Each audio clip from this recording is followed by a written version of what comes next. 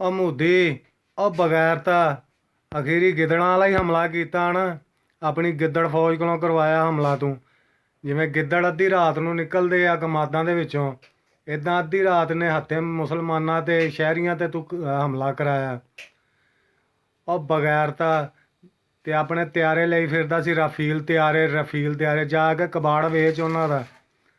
ਉਹ ਬਗੈਰਤਾ ਸ਼ਾਇਦ ਤੇਰਾ ਚਾਹ ਦਾ ਕੋਈ ਨਵਾਂ ਖੋਖਾ ਖੋਲ੍ਹਿਆ ਹੋਵੇ। ਗਿੱਦੜ ਹਮਲਾ ਕਰਨ ਵਾਲੇ ਆ। ਸਾਡੇ ਜਿਹੜੇ ਜਵਾਨ ਖੜੇ ਸੀ ਉਹਨਾਂ ਨਾਲ ਮੱਥਾ ਲਾਂਦਾ, ਤੈਨੂੰ ਪਤਾ ਚੱਲਦਾ ਕਿ ਕਿਵੇਂ ਜੰਗ ਲੜੀ ਦੀ ਏ। ਅਸੀਂ ਆਪਣੀ ਪਾਕ ਫੌਜ ਦੇ ਨਾਲ ਖੜੇ ਹਾਂ, ਸ਼ਾਨਾ ਬੇਸ਼ਾਨਾ ਖੜੇ ਹਾਂ।